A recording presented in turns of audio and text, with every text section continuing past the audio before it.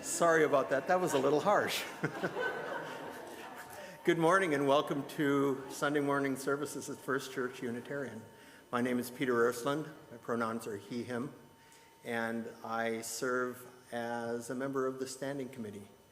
And we very much welcome you here this morning on this bright but a little chilly morning. There are a variety of things happening as we get into the holiday season, many of them starting next weekend.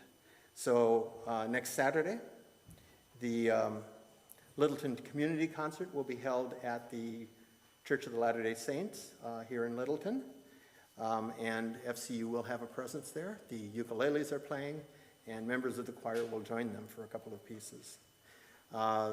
There are a variety of other things going on. The following week here on December 10th is our 9th annual, FCU Carol Sing. The ukuleles will be there, the choir will be there, and we hope many of you are there to get into the festive holiday season. There are many other announcements, things to read about in your Community Matters. Please take a look at it, either now or on your computer. Most of you probably receive it electronically. And I would ask you then to silence your phones and enjoy the worship. Oh, I was going to say, this morning's worship service is a little different in that it's lay-led by the 3 delegates from First Church Unitarian to, well, Lori was a delegate too. Oh, sorry. 2 of our delegates from... Cindy has been a delegate in the past, I'm sorry. From the General Assembly last year. So I hope you enjoyed their service this morning. And again, welcome to church. That's better.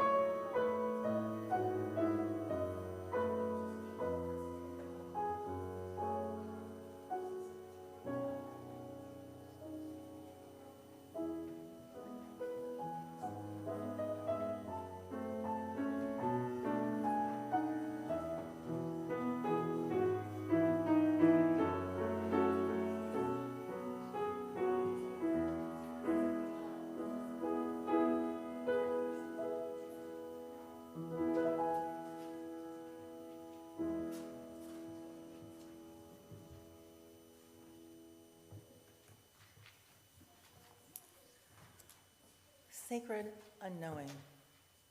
We light this flame for the art of sacred unknowing, humbled by all that we cannot fathom in this time.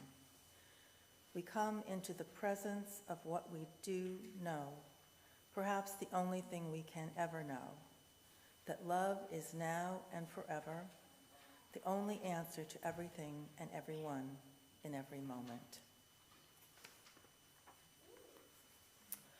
I'd like to invite Dee forward to light the chalice.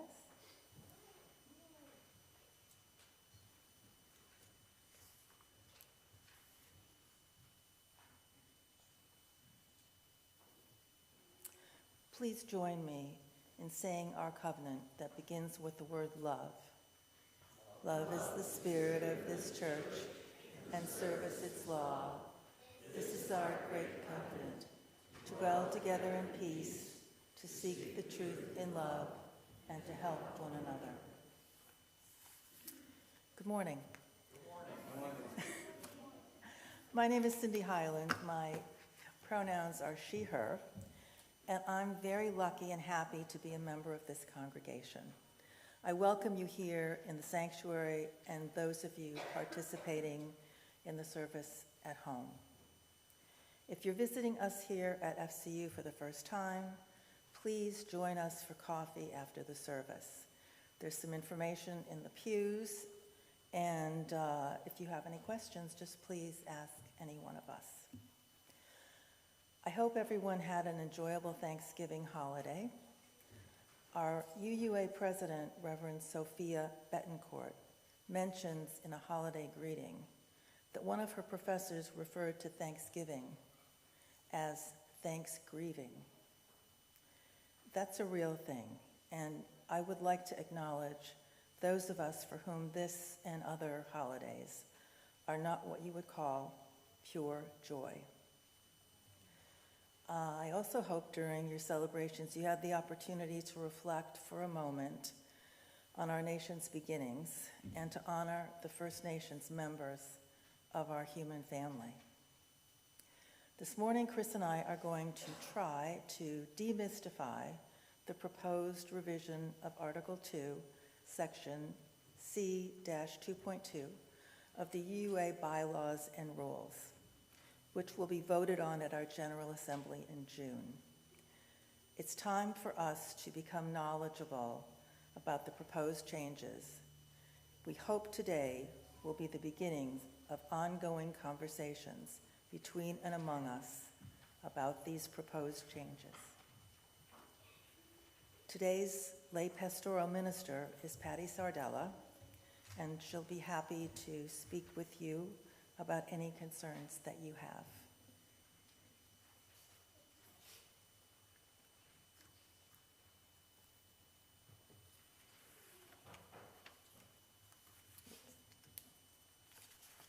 Please join me. Please rise in body or spirit and join me in singing hymn 131, Love Will Guide Us. It's in the gray hymnal.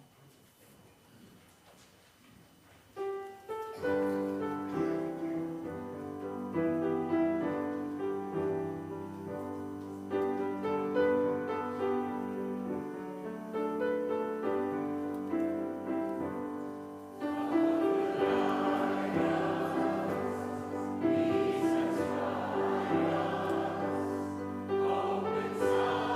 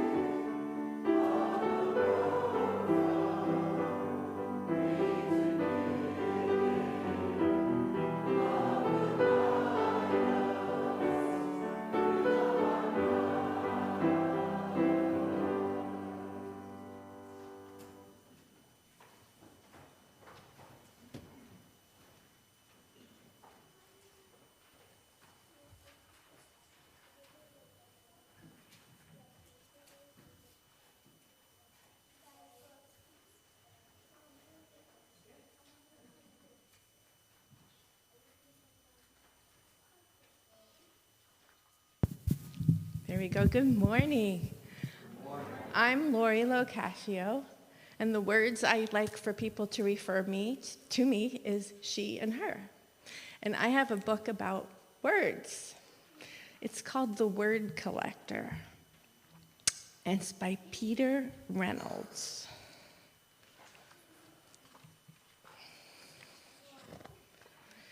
Collectors collect things. Some people collect stamps. Some people collect coins. Others collect rocks. Some collect art. Some collect bugs. Others collect baseball cards. Some people collect comic books. And Jerome, what did he collect? Jerome collected words. He collected words he heard. My trip to Peru was perfectly pleasant. Certain words caught his attention. He collected words he saw. Certain words jumped out at him. He collected words he read. Certain words popped off the page. Short and sweet words like spark, bloom, drift, dream. Two-syllable treats, candid, motif, hover, treasure, whisper, and glimmer. And then there were the multi-syllable words that sounded like little songs. Guacamole, geometry, kaleidoscope, wonderful symphony. Well, there were words he did not know the meaning of at first, but they were marvelous to say. There were words whose sounds were perfectly suited to their meaning. Molasses, torrential, Tyrannosaurus Rex, smudge, bellow. Jerome filled his scrapbooks with more and more of his favorite words. Jerome's collection grew. He began organizing them. Dreamy, science, sad, action, poetic.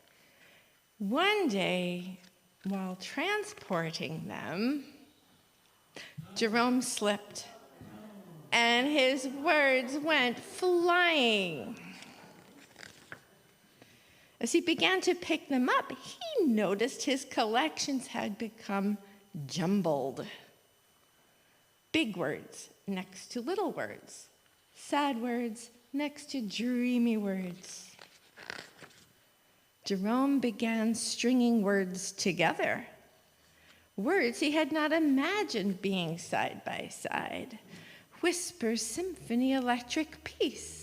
Savor, dreams, cascading stars. He used his words to write poems. He used his poems to make songs. They moved. They delighted. Some of his simplest words were his most powerful. I understand. I'm sorry. Thank you. You matter.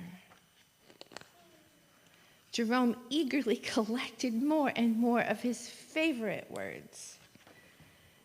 The more words he knew, the more clearly he could share with the world what he was thinking, feeling, and dreaming.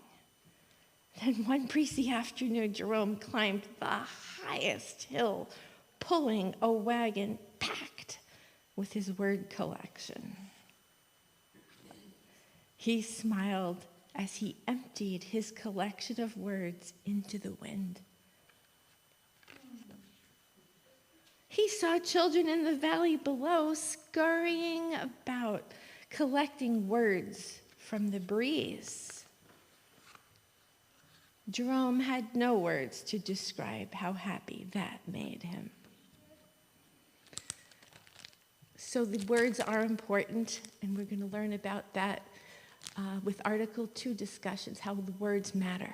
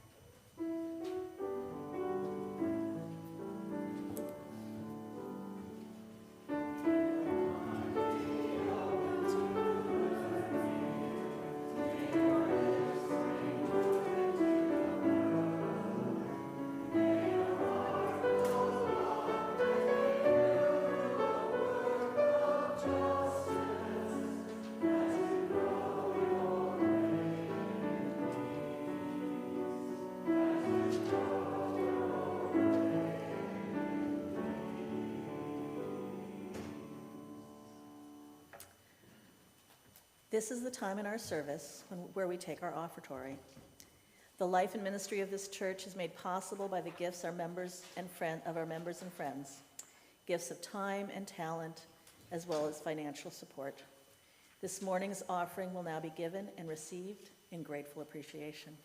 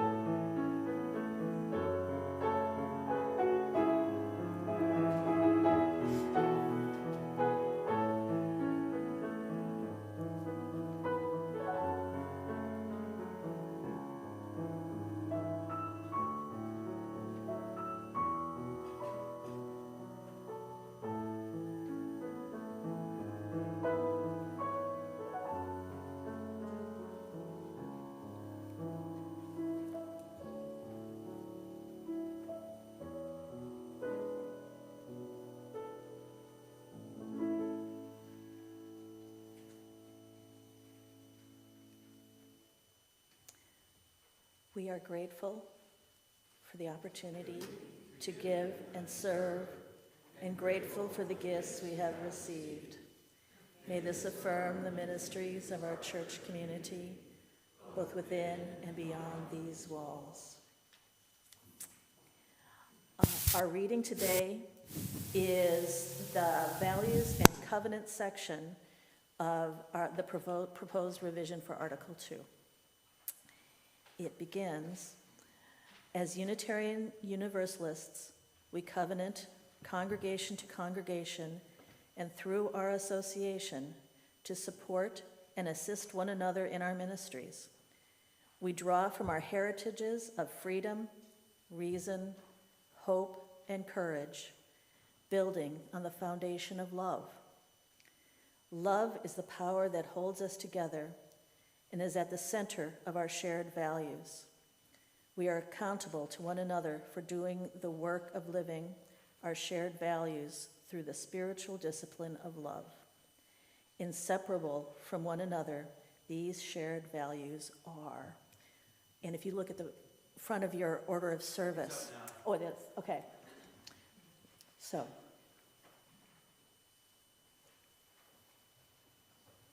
our first reader is Bill.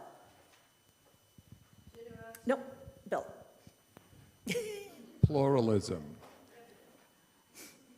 We celebrate that we are all sacred beings, diverse in culture, experience, and theology. We covenant to learn from one another in our free and responsible search for truth and meaning. We embrace our differences and commonalities with love, curiosity, and respect.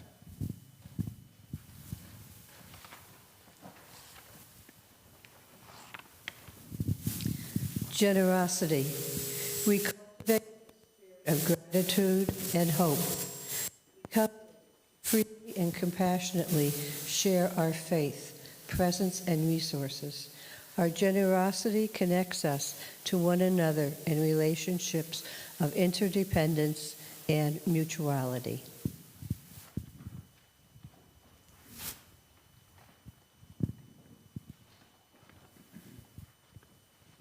Transformation. We adapt to the changing world. We covenant to collectively transform and grow spiritually and ethically.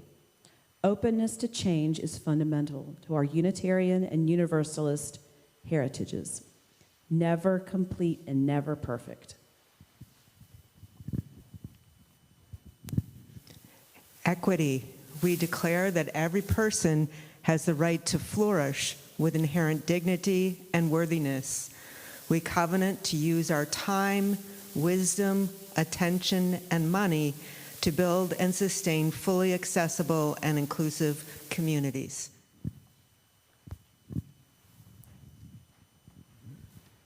Justice. We work to be diverse, multicultural, beloved communities where all thrive. We covenant to dismantle racism and all forms of systemic oppression. We support the use of inclusive democratic processes to make decisions. Interdependence. We honor the interdependent web of all existence. We covenant to cherish Earth and all beings by creating and nurturing relationships of care and respect.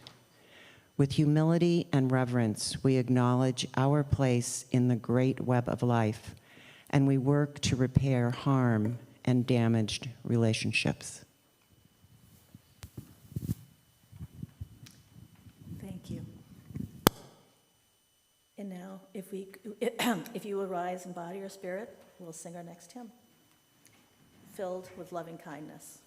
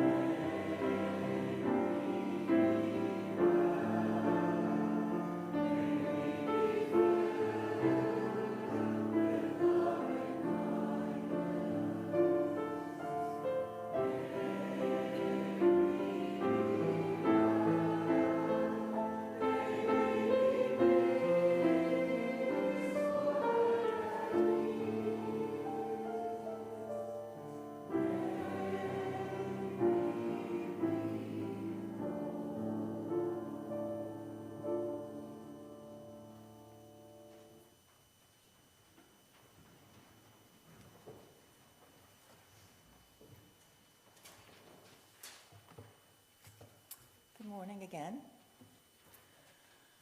I'm going to start this discussion of Article 2 of the UUA bylaws and rules with some background information that I hope will contextualize what's been happening for the past few years regarding the revision to Article 2.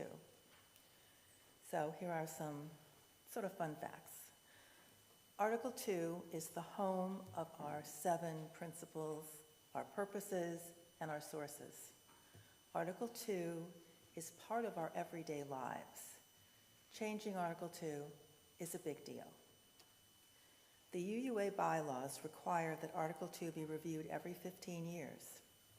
The most recent revision of Article 2 occurred in 1985. In 2020, the UUA board created an Article 2 study commission that was charged with, among other things, proposing revisions to Article 2 that would enable UU congregations to be forces for spiritual and moral growth, for healing, and for justice. They would reflect the UUA's commitment to making changes rooted in anti-oppression, anti-racism, and multiculturalism, including decentering whiteness. And they would articulate core UU theological values, love being one of the most widely shared values among UUs. The proposed revisions to Article 2 were approved at the 2023 GA. 86.3% of the delegates voted to accept it. A second and final vote will be held at the 2024 GA in June. Lots of words, so here's a quick summary. Article 2 is our 7 principles. It's reviewed every 15 years. It was last revised in 1985. The Article 2 Study Commission was charged with proposing changes to Article 2 that more accurately and fully express our current thinking and experiences. The 2023 GA delegates voted to approve the draft revisions. The final vote will be in June of 2024. And, of course, Article 2 will be reviewed again in the late 2030s. One of the outcomes of the proposed revisions to Article 2 is that our beloved 7 principles would be replaced in the bylaw by the flower of values that you see on the screens. 6 inseparable core values that are centered around love. Each core value has a short description and a covenant associated with it, which you heard during the readings. Over 2 years' time, the study commission collected and analyzed information from many UUs and UU organizations. One of the commission's conclusions was that we would be better served by a structure in which we articulate our shared values, the 6 core values and the word love, and then use these values as the ground for aspirational statements of action. The Commission also noted that 7 single word values are easier to remember and use as a touchstone in our conversations, in congregational governance, and in educational settings. So looking ahead, how will we incorporate these changes at a congregational level? I think the answer is that each UU congregation will determine its own path and timeline, and our practices will evolve over time. Resources such as songs, sermons, YouTube videos, slideshows, etc., have been developed for congregational use. Each congregation will find its own way. As a footnote, I want to mention the proposed 8th principle. We're ready to get rid of 7 of our principles, and there's still a proposed 8th principle in the mix. Yes, In 2013, Paula Cole Jones and others observed that it was possible to be a good UU and to live in accordance with our 7 principles and still be unaware of or able to ignore racism and systems of oppression. Jones noted that our existing 7 principles do not explicitly hold us accountable for addressing these oppressions directly. And so an 8th principle was proposed. Currently, the 8th principle is alive and well in 2 ways. First, because language in the proposed Article 2 has been taken directly from the 8th principle proposal. And secondly, because individual UU congregations continue to study the 8th principle and may at any time vote to incorporate it into their covenants and bylaws. So far, around 230 congregations have done this, and the adoption of the 8th principle is strongly recommended by the Black Lives of UU Organizing Cooperative. I hope I've piqued your interest and that you want to know and understand more about the significance of the proposed changes to Article 2. A reading of the recently published Article 2 study report is a good place to start, and we'll make sure you receive the link for it later today. I also hope that I've provided a groundwork so that we can have deeper conversations about what these changes mean to us and to our beloved community.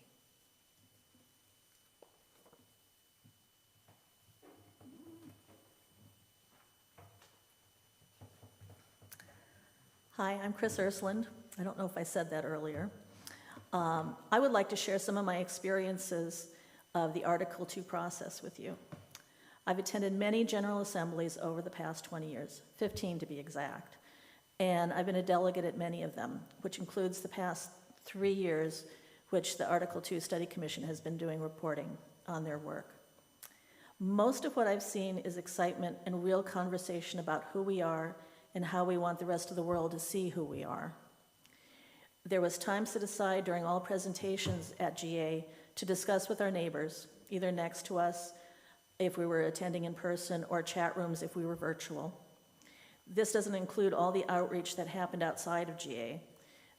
That engagement with the process can be seen in the overwhelming vote of 86.3% in favor of the draft at GA last June. Only a simple majority was required for the draft to move forward.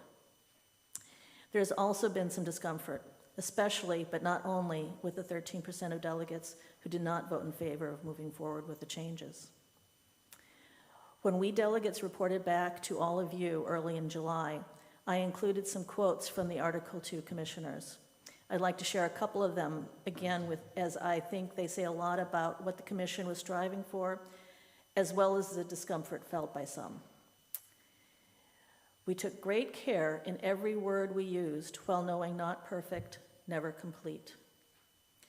As a living tradition, we proclaim that we are adaptive to the times in which we live.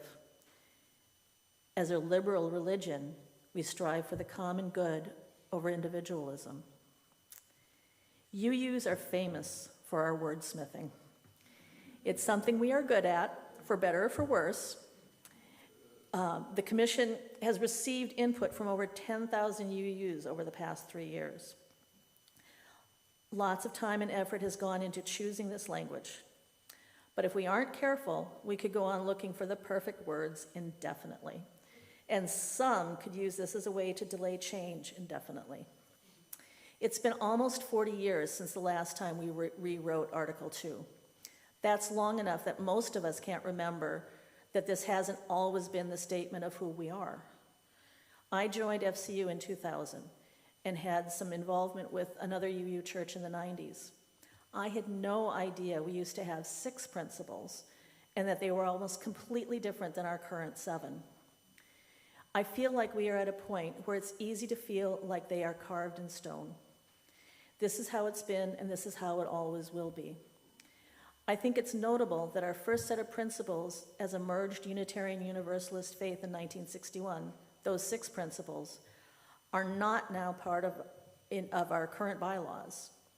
But that doesn't mean that they were immediately discarded. From what I've read, it took a while for the new 7 principles, after they were adopted, for them to be accepted and integrated into our congregations. I don't expect that will be much different this time around, or for any changes that we will be making at some point in the future. The quote, "As a liberal religion, we strive for the common good over individualism," also addresses a point of discomfort for many. Sometimes we need to set aside our own personal privileges in order to support our wider community. One of the first things that comes to my mind is Spock's quote, "The needs of the many outweigh the needs of the few." To me, striving for the common good is what we do when we covenant with each other. We make promises to each other to strengthen our community. Much of the controversy that I've been observing over Article 2 seems to be rooted in the discomfort over change, and maybe a fear that change will feel like a loss. I get that. Change is almost always a little hard, or a lot hard. It's going to take time for me to get used to talking about my faith rooted in values, even though I was never able to remember all the 7 principles from memory. I, like many you use, find it challenging to explain our faith to others. Growing up Lutheran, we had Martin Luther's small catechism. It included the 10 Commandments, the Creed, the Lord's Prayer, among other things. At the end are a series of questions, which were written by Martin Luther for those preparing for confirmation. He not only wrote the questions, he wrote the answers. For example, do you believe you are a sinner? Yes, I believe it. I am a sinner. How do you know this? From the 10 Commandments, which I have not kept. Those are just a couple examples. And part of confirmation is memorizing the questions and the answers. As you use, we don't have quite the same approach. It's our job to figure out the answers to our questions. And Article 2 doesn't talk about what we believe, nor should it. We get to define that for ourselves as individuals and are under no restraint to share or have those beliefs in common with those who we are in community with. Article 2, with its statement of values and inspirations, is a covenant, a statement of how we promise to be together. It is all about how we can build a beloved community and share the journey together. So, next steps. In about 7 months, FCU delegates will be able to vote on a new Article 2, which will need a 2/3 majority to pass. During that time, we will plan here opportunities for continued learning and discussing. For anyone interested, Cindy and I will be in the Alliance Room during coffee hour to talk more and maybe answer some of your questions. Thank you for letting us share all of this with you this morning. And our closing hymn will be number 1023 in the Teal hymnal, Building Bridges. Thank you. Please rise in body or spirit.